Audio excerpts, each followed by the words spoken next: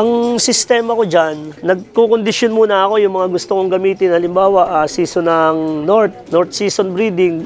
Lahat ng breeder ko, kinukondisyon ko sila. Hen and cock, naka-separate. Pag pipili na ako, kung sino yung pinaka nakikita kong healthy, lahat yan sa build ng katawan, sa balahibo, sa tindig, yung tikas ba nila. Yung parang instinct lang na, ito, gustong-gusto ko itong gamitin, gusto kong kunan ng line. Kunin ko yan, seleksyon ko sila. Yun ang ilalagay ko dito sa loop. Hindi ko sila pinoforce na pairing. Bahala silang kumuha ng kapares nila, bahala yung ibon. Hindi ako nagpo-force na ito, pag pairing ko to, hindi. Ito yung anak ni Bangis, no, second overall champion ng QPRPA. Ito rin yung nag-produce ng first overall champion ng QPHA. Solo complete clock. Small one lang ito eh. Pero magandang build niya. Ang body structure niya, maganda rin ang kuwan ng balikat, saka buo yung kuwan ng dibdib niya. Sa ganito niya, buo. Maliit lang talaga siyang ibon. Mostly, north and south nilalaro to eh. Consistent lang ang lipad. Hindi siya mabilis talaga. Pero consistent. Ito naman yung pair niya. Yung nag-produce ng first overall champion, QPHA, solo complete clacker. DC, Verbruggen.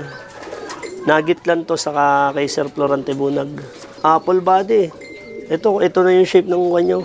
Maganda rin ang bone structure niya. Sa yung tailbone niya. Tapos malaki ang dibdib. Ito kasi yung personal na ginagamit ni Pare Monchi ng Nugget Clan, yung DC. And then sa Kaiser Florante Bunag, yun yung mga winner din niya na Verbruggen. Actually, dito yung dito yung tatay niya na Verbruggen. Ito yung original, yung Verbruggen. Ibon ni Sir Florante Bunag.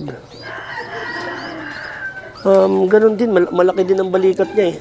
Dito siguro, dito nakakuha ng katawan. Bone structure niya, talagang malaki din yung ng tailbone niya. Tapos, malaki ang balikat, buo ang dibdib.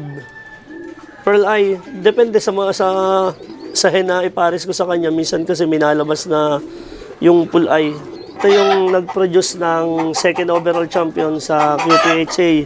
Original Nugget Clan. Breed by Nugget Clan. Ito kasi yung sinasabi nilang si Pogi. Ang kalimitan kasi mga baseline nila, itong 100K, Alena Line, DC, Hana. Yun ang yun ang alam kong talagang nila. Personal na ng breeder nila, personal line. Nag-produce naman. Bali yung pair niya, dito din. Ito naman pair niya, DC Verbruggen din to.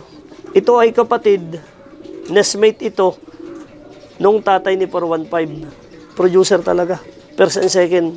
Pearl eye, nagmana din doon sa kan. Ang body structure niya, ganun din. Apple body din. Ito na yung mismong hubog ng katawan niya.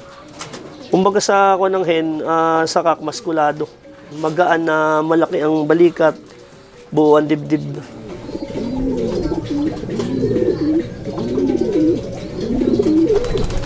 Sa physical ng babae, yung ganun din parang yung built ang katawan niya, kompletong balahibo niya, tapos siya nalugon, nagpupulbos yung balahibo niya. Tapos kung makikita ko sila sa kulungan, iba yung sigla nila. Yung way na lumilipad, basta ay humahalo siya sa karamihan.